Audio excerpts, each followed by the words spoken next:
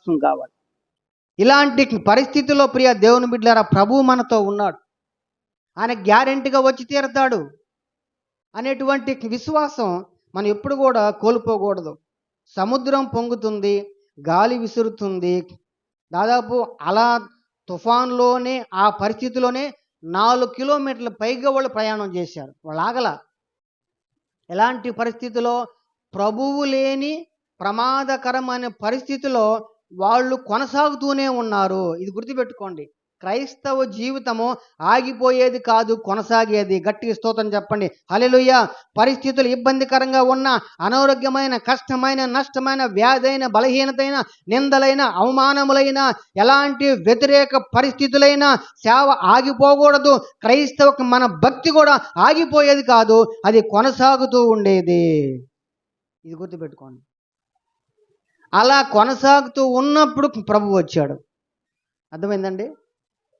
ప్రియ దేవుని బిడ్డలారా, మన విశ్వాసము ఎలా ఉండాలంటే, ప్రభు ఖచ్చితంగా నా స్థితి నా ప్రభువుకు తెలుసు.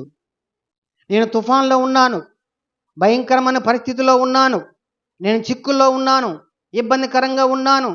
నా ప్రభువుకు నాకు తెలుసు గ్యారెంటీగా. ఆయన సమయానికి వస్తాడు, మేము ఇబ్బందిలో ఉన్నప్పుడు వస్తాడు. ఇది ఈ శిష్యుల ఉదాహరణతో మనకి తెలియజేస్తూ ఉంది. 2 కోసుల దూరము దోణి నడిపించిన తర్వాత, అంటే భక్తి అనేది ఆగిపోయేది కాదు. గుర్తుపెట్టుకోండి. ఏంటండి ఆగిపోయేదా భక్తి? ఆగిపోయేది కాదు. ఏ సమస్య అయినా, ఇబ్బంది అయినా, రక్షించబడిన తర్వాత ప్రభు వచ్చేంత వరకు మన జీవిత యాత్ర కొనసాగాల్సిందే. మందిరంతో మనకు అనుబంధం కలిగి ఉండాల్సిందే. దైవజనునితో అనుబంధం కలిగి ఉండవలసిందే. స్తోత్రము కలుగునుగాక. హల్లెలూయా. అన్నీ బాగా ఉంటే పరిస్థితిలో ఎవరైనా వస్తారు పరిచర్యకి. పరిస్థితులు ఇబ్బందులుగా మారినప్పుడే రావటమే నిజమైనటువంటి విశ్వాసుల యొక్క లక్షణం. స్తోత్రము కలుగునుగాక. హల్లెలూయా. కనుక ప్రియ దేవుని బిడ్డలారా, ఏదో జరిగిపోతుంది, ఏదో జరుగుతోంది, అయ్యో ఏంటి నా ఫ్యామిలీ, అయ్యో ఏంటి నా పిల్లలు, వారి భవిష్యత్తు ఏంటి, లేక మా కుటుంబం యొక్క భవిష్యత్తు ఏంటి అనేది ఎప్పుడు కూడా మనం ఆలోచించాల్సిన పనిలే. ఎందుకంటే ప్రభువు మనల్ని చూస్తూనే ఉన్నాడు. జీవిత యాత్ర కొనసాగాల్సిందే. వారు ఇంచుమించు ఎన్ని కోసులంట? 2 కోసులు దూరము నడిపించిన తరువాత యేసు వారి దగ్గరకు రావటం జరిగింది. అంటే ప్రభువారు మనల్ని పరీక్ష చేస్తాడు. ఎప్పుడు? వీళ్ళు ఆగిపోతారా, నడుస్తారా? సముద్రం పొంగుతుందని వీళ్ళేమన్నా ఆగుతారా? లేకపోతే అలలు ముంచెత్తుతున్నాయని వీళ్ళేమన్నా ఆగిపోతారా అని మనకు ఒక పరీక్ష పెట్టేటువంటి దేవుడు ఆయన. కానీ ఈ పరీక్షలో మనం ఎక్కడ కూడా ఓడిపోకూడదు. శిష్యులు అట్లానే వెళతానే ఉన్నారు. అప్పుడు యేసు సముద్రం మీద నడుచుచు తమ దోణి దగ్గరకు వచ్చుట చూచి భయపడ్డారు. సరే, ఇంతకే ఇంకా రాలేదనుకున్నారు. అప్పుడు దాకా ప్రభువు రానే వస్తుంటే వాళ్ళు చూసి, ప్రభువుని చూసి ఏమయ్యారంట? వాళ్ళు భయపడ్డారు. అసలు భయపడేది ఎవరిని చూసండి? భయపడేది ఎవరిని చూసి? ప్రభువుని చూసి మనం భయపడవచ్చా? భయపడకూడదు. ఏ దయ్యాలనో, లేక భూతాలనో, లేక భయంకరమైన వాతావరణ పరిస్థితులను చూస్తే భయపడాలి. కానీ ఇక్కడ చూడండి, యేసును చూసి వాళ్ళు భయపడినప్పుడు 20వ వచనం చదవండి. అయితే ఆయన నేనే, భయపడకూడని. వాళ్ళు యేసు అని అర్థం కాల వాళ్ళకి. ఏ భూతమో, ఏ దయ్యమో ఈ రాత్రిపూట సముద్రం మీద నడుచుకుంటూ వస్తుంది అని వాళ్ళు భయపడ్డారు. భయపడ్డప్పుడు ప్రభువు ఏం చెప్పాడంటే, ఆయన నేనే, భయపడకూడని వారితో చెప్పాను. ఏం జరిగింది ఆ తర్వాత? కనుక ఆయనను దోణి మీద ఎక్కించుకొనుటకు, ఇక వినండి, ఇప్పుడు వాళ్ళు ఎప్పుడు దోణి మీద యేసు ప్రభువుని ఎక్కించుకున్నారంట? ఎప్పుడండి? నేనే, భయపడకూడి అని ప్రభువు చెప్పిన తర్వాత. అంటే వాళ్ళు యేసయ్య స్వరం గుర్తుపట్టారు. అరే, మనం ఎవరో వస్తున్నాడు సముద్రం మీద నడిచి అనుకుని భయపడ్డాం, ఈయన యేసు ప్రభువే కదా. అంటే వాళ్ళకి ఒక కోడ్ ఏంటంటే, నేనే భయపడకుడి అని చెప్పేటువంటి మాట అది యేసయ్యే మాత్రమే చెబుతాడు. అది వాళ్ళు ఎప్పుడు కూడా విని విని అలవాటు పడ్డ మాట. స్తోత్రము కలుగునుగాక. ఆ మాట వాళ్ళకి గుర్తుకొచ్చింది. నేనే భయపడకుడి. అరే ఇది యేసు ప్రభు స్వరంలాగా ఉందగా, ఈయనే మన బోధకుడు కదా, ఇది యేసయ్య మాట, ఆయనే మనల్ని పిలుస్తున్నాడు అని అప్పుడు వాళ్ళు ఏం చేశారంటే ఆయనను ధోని మీద ఎక్కించుకొనటానికి ఇష్టపడ్డారు. స్వరము విన్నప్పుడు వాళ్ళు ఇష్టపడ్డారు. మనిషిని చూచినప్పుడు వాళ్ళు ఇష్టపడలా, భయపడ్డారు. ఎవరు అనుకొని ఆ స్వరం విన్నప్పుడు వాళ్ళు ఇష్టపడ్డారు. ధోని ఎక్కించుకోవడానికి వాళ్ళు ఇష్టపడ్డారు. ఎప్పుడైతే శిష్యులు ధోని ఎక్కించుకుంటకు ఇష్టపడి ప్రభువుని ఎక్కించుకున్నారో అప్పుడు ఏం జరిగిందంట? వెంటనే ఆ ధోని వారు వెళ్ళుచున్న ప్రదేశమునకు చేరెను. చూసారా, యేసు ప్రభు వారు ఆ ధోనిలో ఎక్కగానే వాళ్ళ గమ్యస్థానం హ్యాపీగా చేరారు. యేసుతో గమ్యము సురక్షితము. స్తోత్రం చెప్పండి గట్టిగా, హల్లెలూయా. ఇక్కడ విషయం ఏంటంటే వాళ్ళు ఇష్టపూర్వకంగా ప్రభువుని ఎక్కించుకున్నారు ధోనిలో. ముందు భయపడ్డారు. మన విశ్వాస జీవితంలో భయానకమైన పరిస్థితులు వస్తాయి. కానీ అలాంటి స్థితుల్లోనే మనము యేసయ్య స్వరాన్ని వినే విధంగా గుర్తుపెట్టుకోవాలి. నేనే భయపడకుడి అన్న స్వరము నీకు వినబడితే అది యేసయ్య మాట తప్పనిసరిగా. ఇది గుర్తుపెట్టుకోండి. ఇక ఆ మాట ఎవరు చెప్పరు. అపవాది నోట ఆ మాట రానేరాదు, గుర్తుపెట్టుకోండి. అపవాది కానీ సైతాన్ కానీ ఆ మాట పలకడు ఎప్పుడు. నేనే భయపడకుడి అనే మాట యేసు ప్రభు పలికే మాట. అపవాది ఏం చేస్తాడు? భయపెడతాడు. ఏయ్ జాగ్రత్త, ఏమనుకుంటున్నావో అని భయపెడతాడు. యేసు ప్రభు అట్ట కాదు, నేనే భయపడబాకండి, అది యేసయ్య స్వరం మాత్రమే. గుర్తుపెట్టుకోండి. నీ మనసులోనికి వచ్చి ఇప్పుడు బాగా నువ్వు కష్టంలో ఉన్నావు, ఇబ్బందిలో ఉన్నావు, నీ మనసులో బాగా ఆందోళన కలుగుతుంది. అయిపోయింది నీ పని, ఇక నువ్వు అయిపోతావు, నీ రోగం తగ్గదు, మందులు కూడా పనిచేయట్లేదు, లేకపోతే నీ పరిస్థితి ఇంతే అని నీ చెవుల్లో వినబడుతుంటే అది ఎవరి స్వరం చెప్పండి? ఎవరి స్వరం? అపవాది యొక్క స్వరం. నీ ఉన్న కష్ట సమయాల్లో కూడా నీకేం కాదు నా కుమారుడా కుమారి, నేనే భయపడొద్దు అనే నీ మనసులో స్వరం వినబడుతుండదు. ఎవరి స్వరం అండి? యేసయ్య స్వరము. గట్టిగా స్తోత్రం చెబుదాం, హల్లెలూయా. యేసయ్య నామం శక్తి గల నామం, సాటిలేని నామం, మధుర నామం. యేసయ్య నామం శక్తి గల నామం, సాటిలేని నామం, మధుర నామం. పరిమళ తైలము యేసయ్య నామం, పరిమళ తైలము యేసయ్య నామం. భూమిలో సువాసన ఇచ్చేడి నామం, భూమిలో సువాసన ఇచ్చేడి నామం. యేసయ్య నామం శక్తి గల నామం, సాటిలేని నామం, మధుర నామం. దేవుని నామమునకు స్తోత్రము కలుగును గాక, హల్లెలూయా. ప్రియ దేవుని బిడ్డలారా,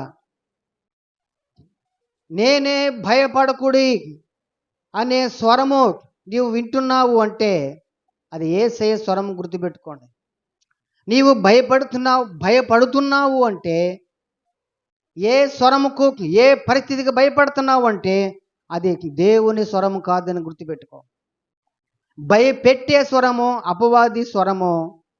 నేనే భయపడకుడిని భయాన్ని తీసివేసే స్వరము యేసయ్య స్వరము. ఇక్కడ శిష్యులు అప్పుడు భయమంతా పోయింది వాళ్ళకి. అరే ఇది మన యేసయ్య స్వరము, ఎవరిదో కాదు, రెండు ఆయన ఎక్కించుకుందాం అని అందరూ ఇష్టపడి ఆయన ధోనిలోనికి ఎక్కించుకున్నారు. ప్రియ దేవుని బిడ్డలారా, యేసు ప్రభు వారు మన హృదయం అనే ధోనిలో ఎల్లప్పుడూ ఉండాలి సుమా. మన మనసు అనే ధోనిలో యేసయ్య ఉంటే సురక్షితంగా ఉంటుంది మన జీవిత ప్రయాణం. యేసయ్యకు ఇవ్వవలసినటువంటి స్థానాన్ని ఎవరికో ఇస్తే మన ప్రయాణం క్షేమకరం కాదని గుర్తుపెట్టుకోవాలి. దేవుని బిడ్డలుగా గుర్తుపెట్టుకోండి. లోకస్తులు యేసు లేకపోయినా వాళ్ళ ప్రయాణం వేరుగా ఉంటుంది. కానీ యేసు క్రీస్తు ప్రభు యొక్క బిడ్డల యొక్క ప్రయాణము మనసులో యేసు ఉంటే ఆ ప్రయాణం అంతా కూడా ఎట్లా ఉంటుంది? సాఫీగా కొనసాగుతుంది. ఇది గుర్తుపెట్టుకోండి. దేవునికి స్తోత్రము కలుగునుగాక. హల్లెలూయా. యేసుతో గమ్యం సుఖమం, యేసుతో గమ్యం క్షేమం. యేసు లేని ప్రయాణము అది అర్థం పరమార్థం లేకుండా ఉంటుందని మనం జ్ఞాపకం చేసుకోవాలి. లూకా సువార్త తీయండి ఒకసారి. లూకా సువార్త 19వ అధ్యాయము చదవండి మొదటి నుంచి. లూకా సువార్త. ఆయన సంచరించుచు యెరికో పట్టణములో చదవండి. దాని గుండా పోవుచుండెను. ఇదిగో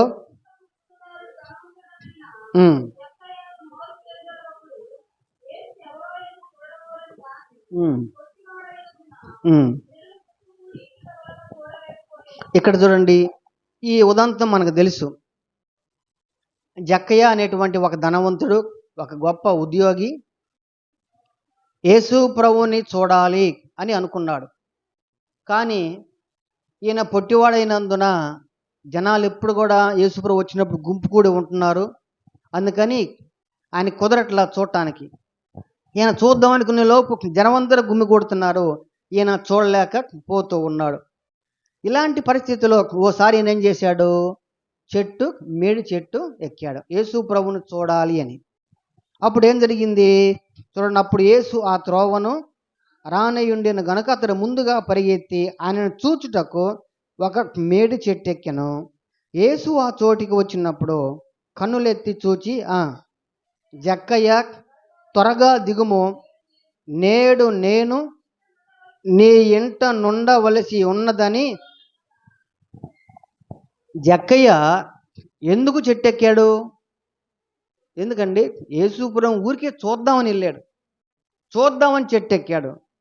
అది కాస్త ఏమైందంటే జక్కయ్య హృదయ వాంఛ గుర్తెరిగిన యేసు ప్రభు వారు, నువ్వు నన్ను చూడటమే కాదు జక్కయ్య, అసలు నేను నీ ఇంటికే వస్తానన్నాడు. అబ్బా, ఒక మనిషి యేసుని చూడటానికి ఇష్టపడ్డప్పుడు యేసు ప్రభు వారు ఆ మనుషులను కోస్తే అద్భుతాలు జరుగుతాయి. శిష్యులు ఫస్ట్ భయపడ్డారు.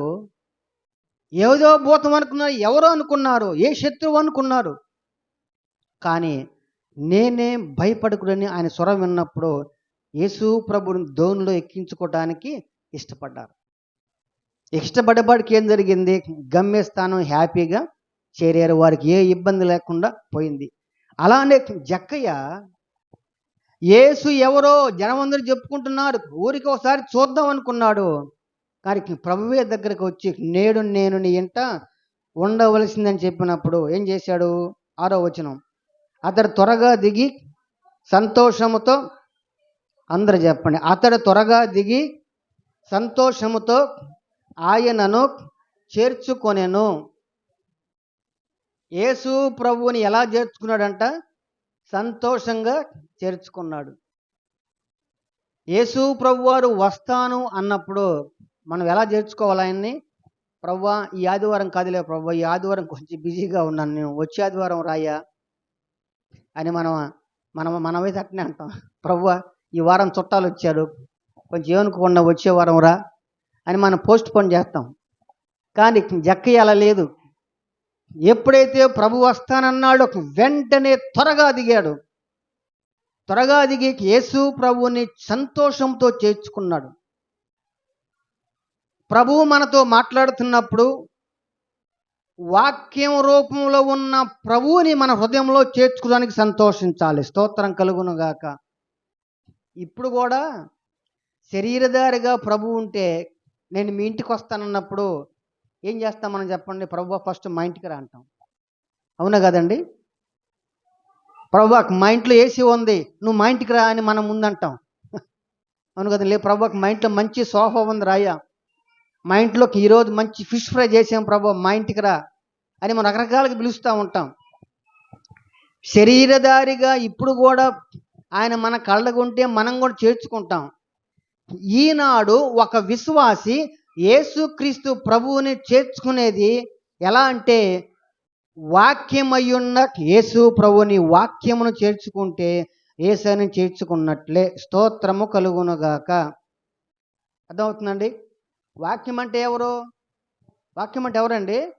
యేసు ప్రభు. ఆయన శరీరధారిగా వాక్యముగా భూలోకానికి వచ్చాడు కాబట్టి వాక్యమయమైన యేసు వాక్యాన్ని నువ్వు వింటున్నావంటే, వాక్యాన్ని నువ్వు సంతోషంగా అంగీకరిస్తున్నావంటే, వాక్యాన్ని సంతోషంగా స్వీకరిస్తున్నావంటే నువ్వు ఎవరిని చేర్చుకున్నట్లు చెప్పండి? యేసయ్యను చేర్చుకున్నట్లే. కాబట్టి ఇప్పుడు చెప్పండి, వాక్యాన్ని మనం ఎలా వినాలి? శ్రద్ధగా వినాలా? సంతోషంగా వినాలా? లేకపోతే ఎక్కడో ఆలోచన చేస్తే ఇక్కడ వాక్యం వింటున్నట్టు ఉండాలా? వాక్యం వింటున్నామంటే శ్రద్ధగా ఆలకించాలి. ఎందుకంటే ప్రభువుని చేర్చుకునే సమయము వాక్యం యొక్క సమయం. ప్రభువుని చేర్చుకునే సమయం. వాక్యం వింటున్నావంటే ప్రభువు నీలోనికి వచ్చే సమయం. జక్కయ్య ఏం చేశాడంటే సంతోషముతో ప్రభువుని ఆయన స్వీకరించాడండి, చేర్చుకున్నాడు. వాక్యం వింటున్నప్పుడు మనం ప్రభువుని చేర్చుకోవాలి. ప్రభువా నాలోనికి రాయ్యా, నా స్థితిని మార్చయ్యా, నా కుటుంబాన్ని కట్టయ్యా, నా అనారోగ్యాన్ని తీసివేయ, నా బిడ్డలను దీవించయ్యా, నా కష్టాలు పోగొట్టు ప్రభువా. వాక్యం అయ్యున్న యేసుని మనము సంతోషంగా చేర్చుకోవాలి. ఇది గుర్తుపెట్టుకోండి. అంటే వాక్యాన్ని మనం ఎట్లా వినాలి? సంతోషంగా వినాలి. యేసు ప్రభువుని చేర్చుకునే విషయంలో మనం ఎక్కడ కూడా సంతోషంగా చేర్చుకున్నటువంటి ప్రయత్నమే చేయాలి. లేకపోతే ఆయన వెళ్ళారంటే ప్రమాదం ఉంటుంది. వచ్చి నేను నీ ఇంట ఉండాలి అని అనుకున్న వెంటనే జక్కయ్య చేర్చుకున్నాడు. ఒకవేళ ఆయన ప్రభువా ఇప్పుడు గాదిలేని ఇంకో రకం అన్నట్టయితే ఆ ఇంటికి వెళ్ళేవాడు కాదు. ఈ మాటలు ఆలకిస్తున్న ప్రియ దేవుని బిడ్డలారా, యేసు ప్రభు మనం ఎలా చేర్చుకుంటున్నాం? మన కష్టమైన, నష్టమైన, ఇబ్బంది అయిన, తొందరైన, ఇబ్బందులైన, శోధనలైన యేసు ప్రభు యొక్క వాక్యాన్ని సంతోషంగా చేర్చుకున్నప్పుడు, యేసు ప్రభు మనలోనికి వచ్చినప్పుడు మన జీవిత విధానమే మారిపోవును సుమా. హల్లెలూయా. అందుకే ఈరోజు మనం ఒక తీర్మానం చేసుకోవాలి. ప్రభువా నాలోనికి రావాలి, నేను నిన్ను ఎక్కించుకోవడానికి, లేక వాక్యం రూపంలో ఉన్న నిన్ను చేర్చుకోవడానికి నేను ఇష్టపడుతున్నాను, నన్ను దాటిపోవద్దు అని మనం ప్రభువుని ఆశ్రయించే వారంగా ఉండాలి.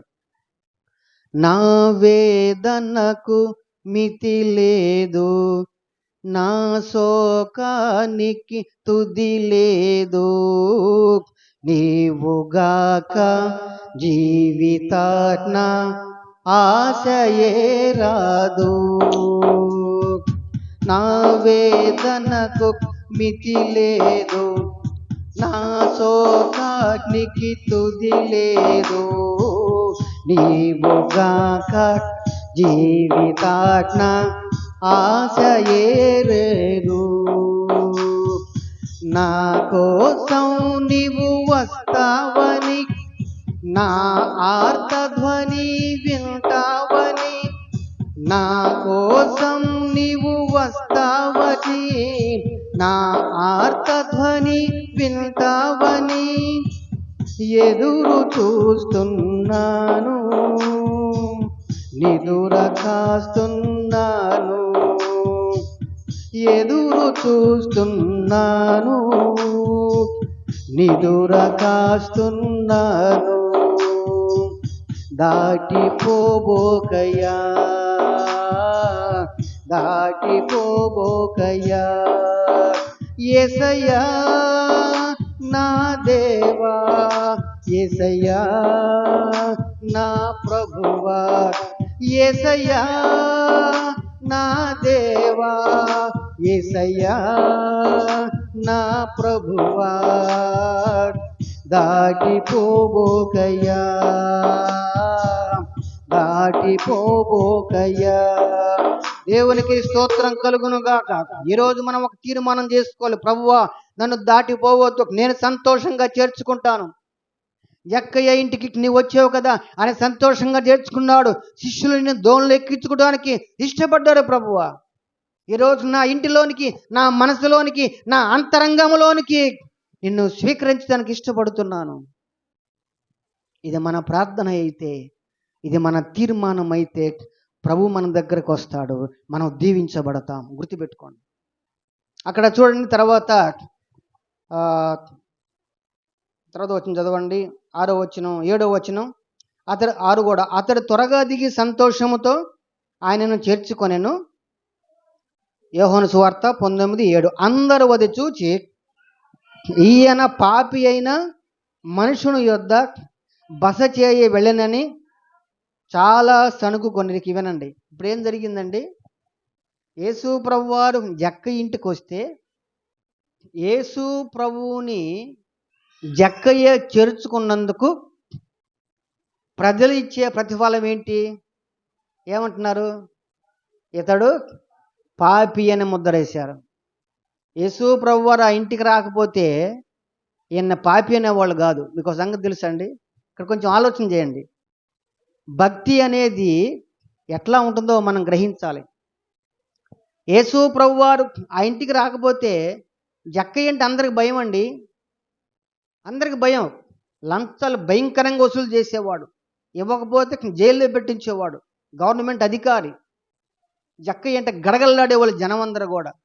కానీ యేసు ప్రభువారు ఎప్పుడైతే ఆ ఇంటికి రావటం జరిగిందో వీళ్ళందరూ కూడా ఏమన్నారు?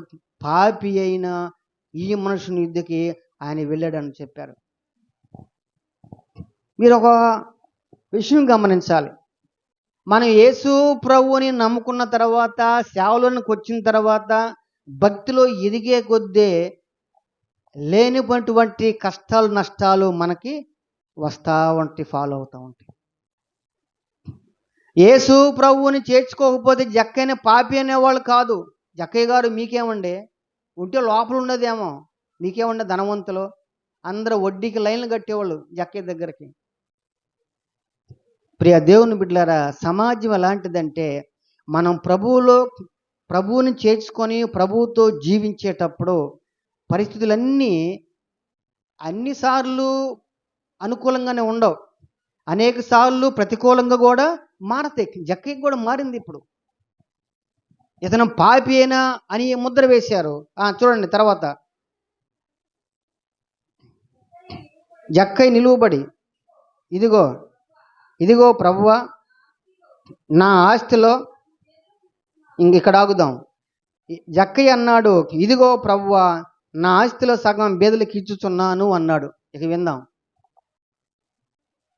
యేసు ప్రభువారు జక్కయ్య ఇంటిలోనికి రాగానే జక్కయ్య పరిస్థితి మొత్తం కూడా పూర్తిగా భిన్నంగా మారిపోయింది. స్తోత్రం చెప్పండి గట్టిగా, హల్లెలూయా. అప్పుడు దాకా 4 రెట్లు వడ్డీలు వసూలు చేసేవాడు, భయంకరమైన వడ్డీ వసూలు చేసేవాడు. యేసు ఆ ఇంట ప్రవేశించగానే ఏం జరిగింది? మార్పు కలిగింది. ఇప్పుడు అన్నాడు, నా ఆస్తిలో సగం బీదలకు ఇస్తానన్నాడు. ఇప్పుడు దాకా ఇతను పాపి అన్నటువంటి మనుషుల్లో బీదలు గనక ఉండి ఈయనకు అప్పు గనక ఉంటే వాళ్ళ బాకీ కొట్టేస్తే అప్పుడు వాళ్ళు ఏమంటారు? జక్కని చెప్పండి.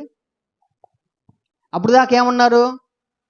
పాపి. మీకు అర్థమవుతుందండి? వినండి శ్రద్ధగా. అప్పుడు దాకా పాపి అన్న వాళ్ళు జక్కీ దగ్గర అప్పు గనక తీసుకొని ఉంటే ఇప్పుడు వాళ్ళ అప్పులో వాళ్ళకి తీర్చేసి బీదలకు ఇస్తానని కదా, వాళ్ళు డబ్బులు పొందుకుంటారు జక్కీ దగ్గర. ఇప్పుడు వాళ్ళు ఏమని చెబుతారు? వామ్మో, జక్కీ చాలా మంచోడండి అంటారు. మనుషులు తత్వం అట్లా ఉంటుంది. మనుషులు ఎప్పుడు ఎట్లా మారతారో, ఎప్పుడు ఏం మాట్లాడతారో తెలియదు పరిస్థితి. చూసారా? ఈ స్థితిగతులన్నీ భిన్నంగా మారడానికి యేసు ప్రభువారు ఉన్న స్థలములో పరిస్థితులన్నీ ఒక అద్భుతంగా మారిపోతాయండి. ఎన్నడూ పిల్లికి భిక్షం పెట్టనేటువంటి జక్కయ్య ఈనాడు అసలు ఆస్తిలో ఏమంటున్నాడండి? సగం బీదలకు ఇచ్చేస్తానంటున్నాడండి. ఎంత మార్పు! యేసుని నమ్మిన వారికి, యేసుని చేర్చుకున్న వారికి యేసు మీద తప్ప దేని మీద గురి గమ్యము ఉండదు. స్తోత్రం కలుగును గాక. ఇప్పుడు దాకా జక్కయ్య గురి ఏంటంటే వడ్డీకి వడ్డీ సంపాదించి, వడ్డీకి వడ్డీ చేర్చుకొని బాగా డబ్బు సంపాదించాలి. అది ఆయన యొక్క గురి గమ్యం. అర్థమైందండి? జక్కయ్య గురించి ఇప్పుడు దాకా తనకు వచ్చే డబ్బులు జీతంలో నుంచి వడ్డీలకి బాగా ఇచ్చి బాగా డబ్బు సంపాదించాలి అని ఒక గురి పెట్టుకున్నాడు. కానీ యేసు వచ్చేపాటికి గురి అంతా కూడా మారిపోయింది. యేసుతో గమ్యము క్షేమమే కాదు, యేసుతో గమ్యం తిరగబడిద్ది. స్తోత్రం కలుగునుగాక. మారిపోద్ది, ఆలోచనలు మారిపోతాయి. మన జీవితంలో యేసులోనికి రాక మునుపు, రక్షణ పొందక మునుపు, బాప్తిస్మము తీసుకోక మునుపు మన గురి గమ్యం కూడా వేరుగా ఉండేదండి. అవును కదా? యేసులోనికి వచ్చిన తర్వాత, యేసు రక్తంలో కడగబడిన తర్వాత, పాప ప్రక్షాళన పొందిన తర్వాత మన గురి గమ్యం ఏమైంది? పూర్తిగా మారిపోయింది. గట్టిగా ఒకసారి హల్లెలూయా చెప్పండి. గట్టిగా చెప్పండి, హల్లెలూయా, హల్లెలూయా. యేసు ఉన్న చోట మన గమ్యము మార్చబడింది. ఇది యేసు ప్రభు క్షేమకరంగా, దీవెనకరంగా మార్చేటువంటి వాడుగా ఉన్నాడు. ఇప్పుడు ప్రజల్లో ఉన్న పాపి అనే అపోహ కూడా యేసు ప్రభు రావటం ద్వారా అది పూర్తిగా తొలగిపోయింది. వచ్చిన కొత్తలు అన్నారు పాపి అనే మనుషుడని, కానీ ఇప్పుడు ఆయన స్థితి చూసి జక్కయ్య ఎవరు చాలా మంచోడ్రా, మనం పొరపాటు పడ్డాం. ప్రియ దేవుని బిడ్డలో, మన జీవితంలో మన గమ్యము యేసుతో ఉండాలి. ఒకవేళ మన గమ్యం ఈ విధంగా ఉండొచ్చు, ఏమనంటే నా పిల్లలు మంచి ఉన్నతమైన స్థానంలో ఉండాలి, ఫారెన్లో ఉద్యోగాలు చేయాలి, మేము ఒక మంచి ఇల్లు కట్టుకోవాలి, బాగా సంపాదించక ఎవరికి భిక్షమెత్తకుండా మేము అప్పు ఇచ్చేవాళ్ళగా ఉండాలి అనేటువంటి గమ్యం కావచ్చు. ఒకవేళ ఆ గమ్యం అయితే, ఆ గమ్యం యేసుతో ఉంటే నీవు దీవించబడతావు. స్తోత్రం కలుగునుగాక. యేసుతో ఉంటే నీ గమ్యము సేఫ్టీ. యేసుతో ఉండి నీ గమ్యం వెంటనే చేరతావు. యేసు లేకుండా ఎన్ని ఆలోచనలు చేసినా అది సక్రంగా ఉండవు, అవి మారిపోతాయి అవసరమైతే. నేను యేసులోనికి రాకమునుపు నేను అనుకున్నాను ఎంఏ ఇంగ్లీష్ చేసి ఒక మంచి ఇంగ్లీష్ లెక్చరర్గా సెటిల్ అయ్యి ఒక మంచి యాక్టర్గా స్థిరపడాలని చెప్పేసి నేను అనుకున్నా. కానీ నా గురి గమ్యం అంతా యేసు వచ్చిన తర్వాత పూర్తిగా మారిపోయింది. నువ్వే యాక్టర్ అవుతావు అనుకోవచ్చు. దానికి ఎన్నో ఆ టీవీలో కూడా, ఆరంభంలో టీవీలో కూడా నేను యాక్టర్గా వెళ్ళటం కానీ, పెద్ద పెద్ద ప్రదర్శన ఉండటం కానీ జరిగింది. అది అలా వెళ్ళాలని అనుకున్నా. ఒక మంచి బ్రేక్ డ్యాన్సర్గా, ఒక మంచి నటుడుగా, కలెక్టర్ ముందు, పెద్ద పెద్ద మంత్రుల ముందు, డి రామానాయుడు అంటే తెలుసుగా మీకు, రామానాయుడు వెంకటేశ్వర నాన్న, ఆయన ముందు నేను ప్రదర్శన ఇచ్చా. అట్లా అంటే ఆ స్థాయిలోకి ఒక మంచి యాక్టర్గా సెటిల్ అవ్వాలి, ఇంగ్లీష్ లెక్చరర్గా ఉండాలి అని జీవితం కొనసాగించాలనుకున్నా. కానీ ఏమైంది? పూర్తిగా యేసుతో గమ్యం మారిపోయింది. దేవుని కొరకు జీవించే భాగ్యం, దేవుని కొరకు నడిచేటువంటి భాగ్యం, కష్టమైన నష్టమైన యేసుతోనే ఈ గమ్యం కొనసాగించాలనేటువంటి నిర్ణయంతో ముందు కొనసాగేదే నిజమైన క్రైస్తవ జీవితం. దేవునికి స్తోత్రం కలుగునుగాక. హల్లెలూయా. ఈ మాటలాలకిస్తున్న ప్రియ దేవుని బిడ్డలో, మన గమ్యం ఎలా ఉండాలి? యేసుతోనైతేనే అది సేఫ్టీ. పరలోక రాజ్యం గమ్యం వెళ్ళటానికి ఏసే మార్గము, ఏసే సత్యము, ఏసే జీవము. యేసు లేని గమ్యము అది గ్యారెంటీ లేని గమ్యం, గుర్తుపెట్టుకోండి. అందుకే కాగా మనము సదాకాలము ప్రభువుతో కూడా ఉందమని ఒక గ్యారెంటీ ఇస్తాడు పౌలు భక్తుడు దెస్సలోనికీయులకు రాసిన పత్రికలో. మనం చనిపోయిన తర్వాత ఒక గ్యారెంటీ ఇస్తాడు, మన గమ్యము యేసుతో సదాకాలం ఉంటాము. కనుక యేసుతో గమ్యం మనకు ఉండాలి. మన ప్రతి పనిలో, ఉద్యోగంలో, కుటుంబ జీవితంలో యేసు లేకుండా మన ఆలోచనలే ఉండకూడదు, గుర్తుపెట్టుకోండి. ప్రార్థన లేకుండా, వాక్యం చదవకుండా, వాక్యం జీవితానికి అన్వయించుకోకుండా, వాక్యమైన యేసుని ఇష్టపూర్వకంగా సంతోషంగా చేర్చుకోకుండా ఆశీర్వాదాలు రావాలంటే రావు, గుర్తుపెట్టుకోండి. గమ్యం సరిగ్గా చేరలేం ప్రియులరా. ఈనాటి యువతకు కూడా ఎన్నో గమ్యం ఉంటుంది. ఒక టార్గెట్ పెట్టుకుంటారు, నేను మంచిగా సాఫ్ట్వేర్ ఇంజనీర్గా, లేక మంచి వివాహం చేసుకొని బాగా సెటిల్ అవ్వాలి లైఫ్లో అని రకరకాల గమ్యం, గురి గమ్యం ఉంటుంది.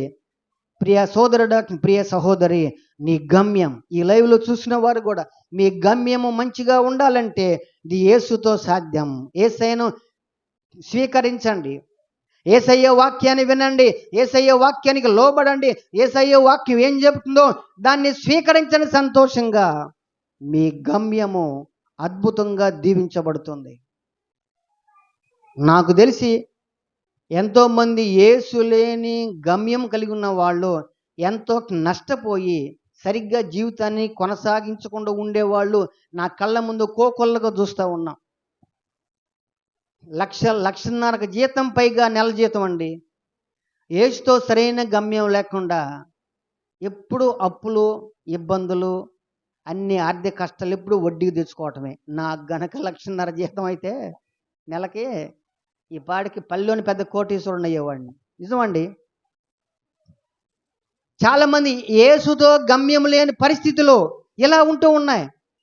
ఈరోజు ప్రభువు మనతో మాట్లాడుతున్నాడు. నీ జీవిత గమ్యం ఒక ఉద్యోగం కానీ, ఒక మంచి కుటుంబ జీవితం కానీ, ఒక మంచి లైఫ్ సెటిల్మెంట్ కానీ ఇది యేసుతో సాధ్యం ప్రియ సహోదరి సహోదరుడా. ఎందుకో తెలుసా? నీవు ఆయనలో ఉంటే ఫలిస్తావు. ఆయన నీ కొరకు ప్రాణం పెట్టి నీ కొరకు సజీవుడుగా తిరిగి లేచి ఆయనతో గమ్యము నీవు కలిగి ఉండాలని, నీవు దీవించబడాలని, నీ జీవితము ఉన్నతమైన స్థానంలో ఉండాలని అనే సర్వాన్ని కోల్పోయాడు కలువరి శిలువ త్యాగం ద్వారా. ఈరోజు ఒక్కసారి ఆ శిలువ వైపు చూచి, ప్రభువా నేను నీ వాక్యాన్ని చేర్చుకుంటాను. ఒకవేళ ఇప్పటికి రక్షణ పొందని వారైతే, ప్రభువా నేను చేర్చుకుంటాను, నేను దీవించబడాలి. రక్షణ పొందిన వారైతే, ప్రభువా నీ వాక్యముతో నా జీవితాన్ని స్థిరపరుచుకుంటాను. నీ వాక్యం అంటే నీవే కాబట్టి నిన్ను సంతోషంగా చేర్చుకుంటానయ్యా, నన్ను దీవించు ప్రభువా అని ఎవరైతే హృదయపూర్వకంగా ప్రార్థన చేస్తారో అట్టి వారిని ప్రభువు స్థిరపరచడానికి, బలపరచడానికి, మీ జీవితము లేక మీ జీవిత గమ్యము మంచిగా సుఖంగా ఉండటానికి ప్రభు ఇష్టపడుతున్నాడు. అట్టి కృప ప్రభువుని యేసుక్రీస్తు ప్రతి ఒక్కరికి అనుగ్రహించి ఈ మాటలు దీవించును గాక. ఆమేన్. ప్రార్థన చేసుకుందాము. ఒక్క క్షణం ప్రార్థన చేయండి. ఒక చిన్న జస్ట్ తీర్మానం చేసుకుంటే మంచిదేమో కదా. ప్రభువా నీవు లేని గమ్యం నాకు వద్దయ్యా.